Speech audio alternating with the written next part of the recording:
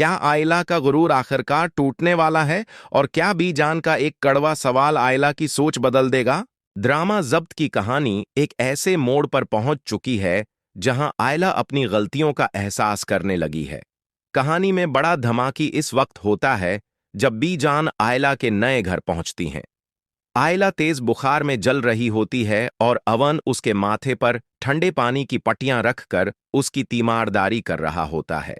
रोते हुए आयला बीजान से कहती है, बीजान, अवन मुझसे मोहब्बत नहीं करता। उसने मुझसे सिर्फ बदला लेने के लिए शादी की है।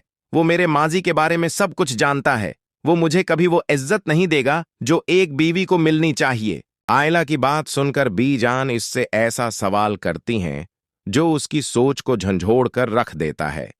वो कहती हैं, आयला, दिल पर हाथ रखकर सच बताओ, अगर तुम्हारी शादी एहतिशाम से हो जाती तो क्या वो तुम्हें वो मकाम, वो इज्जत और वो मोहब्बत देता जो आज अवन दे रहा है? क्या वो तुम्हारे नुखरे उठाता? क्या वो बीमारी में उस तरह तुम्हारी खिदमत करता? ये सवाल आयला के लिए किसी एटम बम से कम नहीं होता। वो खामोश हो जाती है क्योंकि वो जानती है कि एहतिशाम सिर्फ अपने गुरूर का पुजारी था। वो कभी भी आयला को वो मोहब्बत और एहतराम नहीं दे सकता था जो अवन दे रहा है। बीजान मजीद कहती हैं, ये मेरे आवन की बहादुरी थी कि जब पूरी दुनिया तुम पर अंगलियां उठा रही थी, उसने तुम्हें अपना नाम दिया। अगर उसके दिल में जरा भी इंतकाम होता तो वो शादी के चंद घंटों बाद ही तुम्हें तलाक दे देता और हमेशा के लिए अपनी जिंदगी से निकाल देता। आयला की खामोशी इस बात की गवाही देती है कि अब वो अवन की सच्ची मोहब्बत को समझने लगी है। दूसरी तरफ शमी की सूरतहाल भी बिगड़ती जा रही है। रमला अब खुले आम एहतिशाम की बेइज्जती करती है और कहती है, शमी, तुम्हारा जादू शायद आयला पर चल गया हो, लेकिन मेरे सामने तुम कुछ भी नहीं हो। अब तुम्हारी बारी मेरे हाथ में है, तुम्हें वही करना होगा जो मैं चाहूंगी। इधर बीजान फारूक साहब और आरफा बेगम के पास जाकर उन्हें आईना दिखाती हैं और कहती हैं, फारूक, अब तुम्हारे बेटे की किस्मत तुम्हारी बहू रमला के हाथ में है। तुमने आयला के साथ जो खेल खेला था, अब वही खेल तुम्हारे साथ खेला जा रहा है। आरफा बेगम ये सब सुनकर परेशान हो जाती हैं, मगर सक़ैब के खौफ की वजह से कुछ नहीं कह पाते। इधर आयला अवन के छोटे से घर में रह रही है।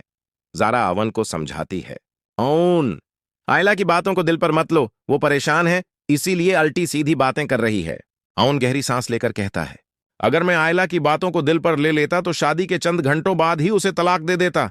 मैं सिर्फ अपना फर्ज निभा रहा हूं, वरना मेरी इज्जत तो पहले ही खत्म हो चुकी है। ये तमाम बातें आयला दरवाजे के पीछे खड़ी सुन रही होती है। उसकी आंखों में पछतावे के आंसू होते हैं, मगर वो अभी भी दिल से अवन को कबूल नहीं कर पाती। आखिर में कहानी एक और नया मोड़ लेती है।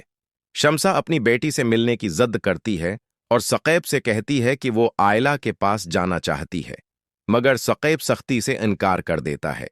वो कहता है, आयला को वहीं रहने दो, इसे अपनी गलतियों का एहसास होने दो। अगर तुम उससे मिलने चली गईं तो वो कभी अपनी गलती नहीं समझेगी। इसीलिए बीजान अकेली आयला से मिलने जाती हैं ताकि उसे हकीकत का एहसास दिला सकें। आपके ख्याल में क्या बीजान आयला को सब कुछ समझाने में कामयाब हो जाएंगी?